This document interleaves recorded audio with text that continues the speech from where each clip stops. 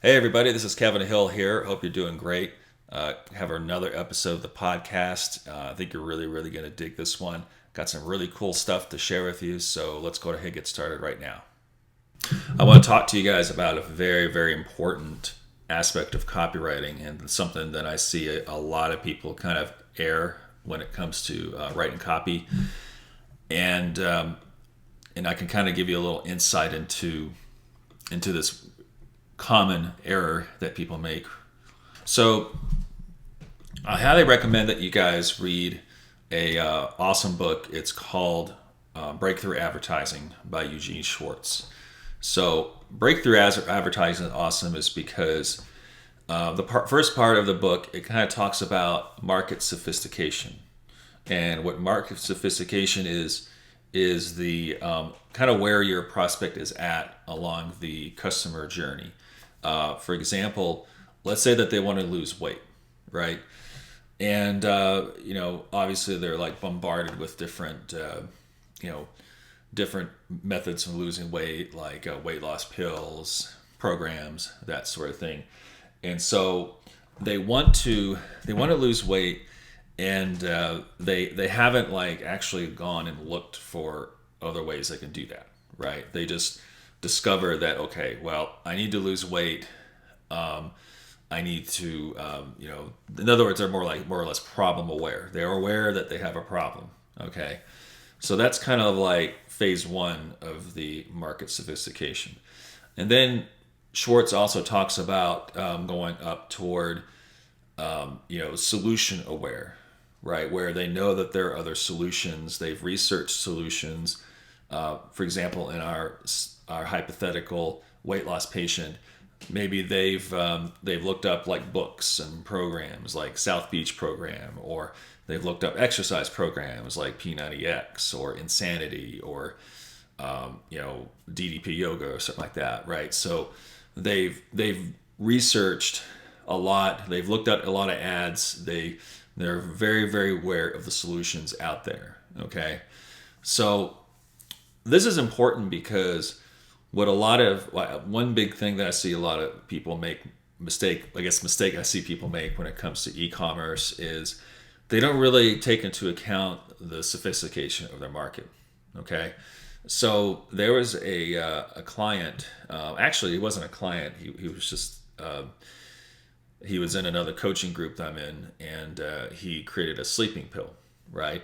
And so the sleeping pill, it had the usual ingredients, right? It had, melatonin, all the usual sleeping ingredients, and it didn't really like stand out. Like he had all of the pain points, right? Like not being able to sleep at night. Well, and he kind of knew the pain points of not getting enough sleep, so that he can connect with the prospect. He knew, like, if you went through the copy, it was like perfectly written, right? It had benefits, features, and to agitate the pain.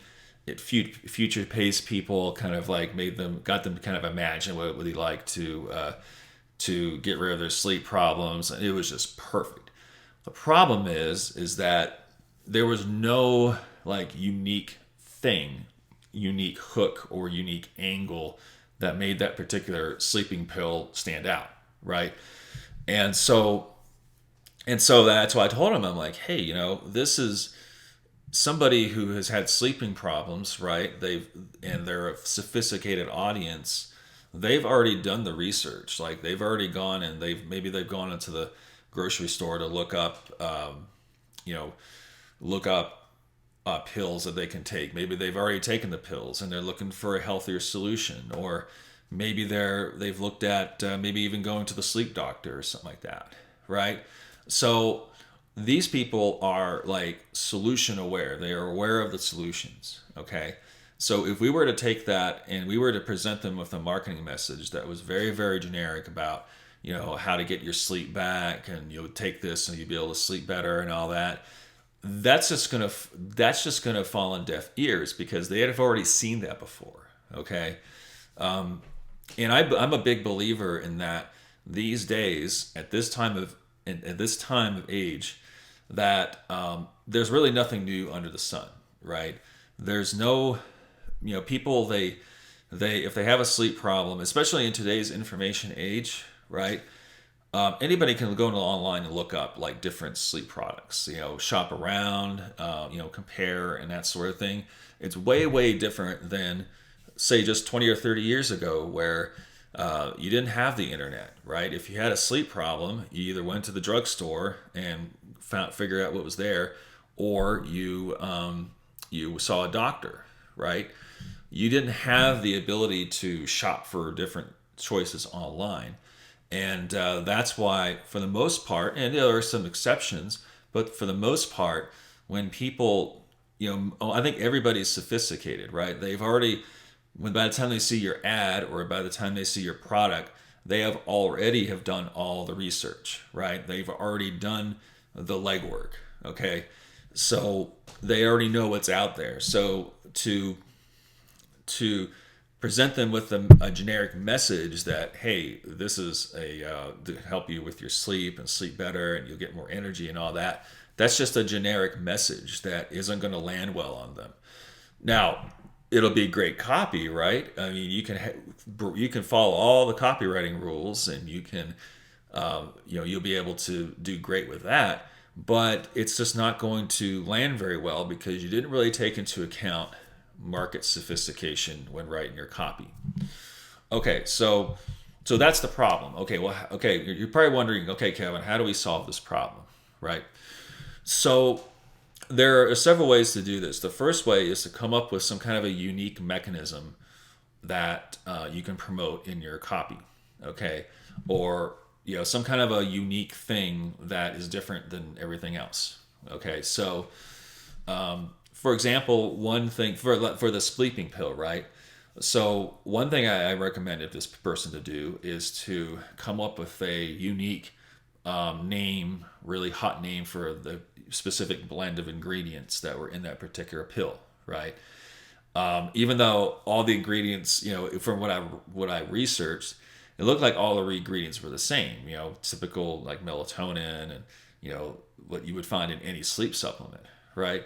But I told them to come up with like a really cool name for the specific blend in that pill. It could be like the nano sleep method or something like that, or something that makes it new, right? Where when people see the ad that says introducing the nano sleep blend guaranteed to get you to fall asleep without drugs or anything like that, then they're going to be interested in it because it's something new. It's something that they've never seen before. And so for me as a copywriter, this is very, very important.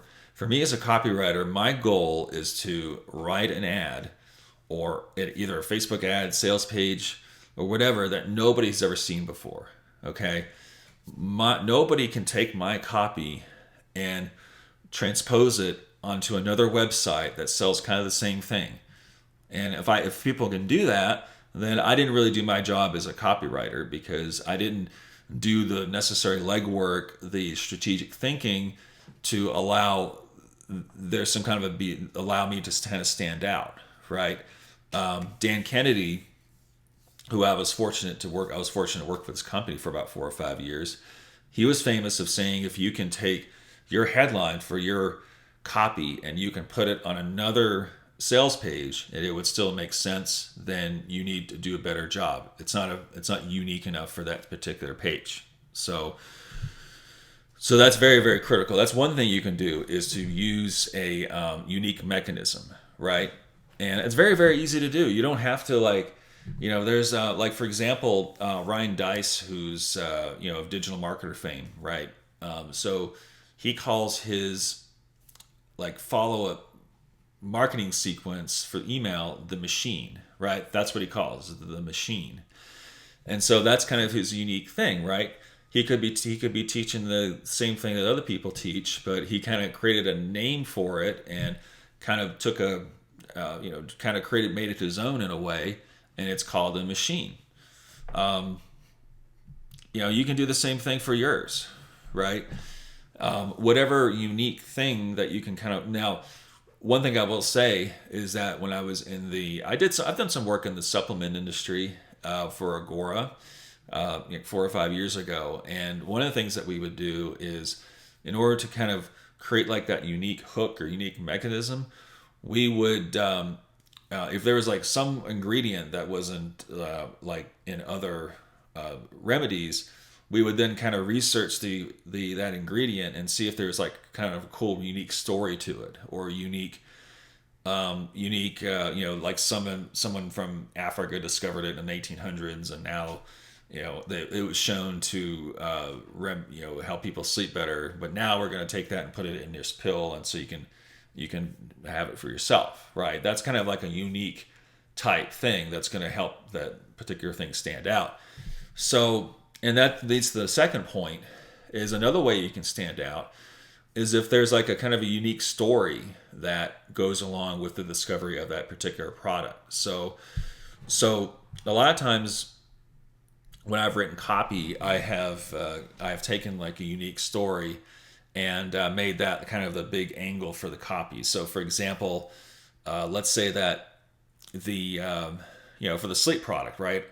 I don't know if this wasn't really the case with that particular prospect, but let's say that they were having trouble sleeping once, and they were kind of like wrestled around and kind of figured out, okay, how can I, come up with a set of ingredients that can help me sleep. And so there's like a backstory there. And so he kind of talks about how he tested different ingredients and discovered that, okay, well, this particular set of ingredients helps me sleep better without all the side effects and that sort of thing. And so that's really the story. And so the story is what kind of sets people apart, sets that product apart. A lot of my work I do a lot of e-commerce copywriting, but I also do a lot of copywriting for information products, right? Like courses, home study programs, seminars. I do a lot of copy for seminars, virtual events, and for individual gurus, right? For people. And almost every single time I include that person's story, that person's origin story in that in the copy, because everybody has a unique story, right? And especially in the information business that is very personality driven, everybody has a unique story, and that's how people stand out. Is that they have their own story and they tell it over and over and over again. Like Dan did. Dan Kennedy used to have like a large set of stories that he would draw on whenever he was presenting, and in general, stories are very, very, very powerful. I highly recommend implementing stories into your copy. And so those are, and then the other thing you can do to kind of stand out is I'm a big believer in like powerful demonstrations. So if you can demonstrate your product, and I remember there was a lady in this group, I had a call with her 2 or 3 weeks ago, and she sold these like really, really powerful and hefty suitcases.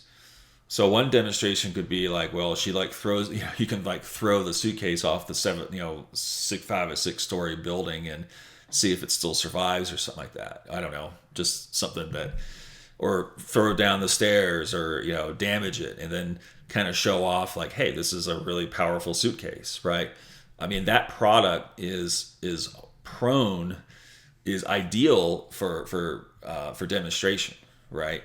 And so that's a powerful way that you can stand out from the market, is to have like a really, really good demonstration of your product.